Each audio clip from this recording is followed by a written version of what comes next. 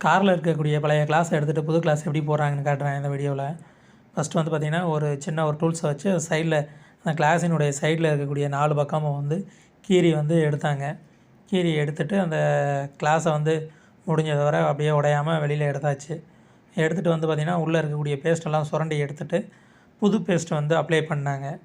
Apply பண்ணிவிட்டு அந்த புது கிளாஸில் வந்து பார்த்திங்கன்னா 2 பக்கமும் பிடிக்கிறதுக்கு ஹேண்டில் வந்து போட்டு அதை ஃபிக்ஸ் பண்ணிவிட்டு அதை கொண்டு வந்து காரில் அந்த கிளாஸை எடுத்து அப்படியே வச்சு நல்லா அந்த பேஸ்ட்டை வந்து அவங்க எடுத்து வச்சிருந்த பேஸ்ட்டை வந்து கிளாஸ் மேலே அப்படியே அப்ளை பண்ணி கிளாஸில் வந்து டாப்லையும் சைட்லேயும் வந்து பார்த்திங்கன்னா டேப்பு போட்டு ஃபிக்ஸ் பண்ணிவிட்டு பழைய மாதிரி வந்து கார் எப்படி இருந்துச்சோ அது வேணாட்டு எல்லாம் ஃபிக்ஸ் பண்ணிட்டாங்க.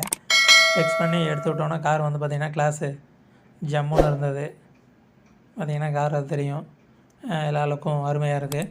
வண்டியை வந்து ஒரு 3 நாளைக்கு வந்து வாட்டர் வாஷ் பண்ணக்கூடாது, க்ளீன் பண்ணாமல் தண்ணி படாமல் வச்சுக்கணும். அவ்வளோதான்.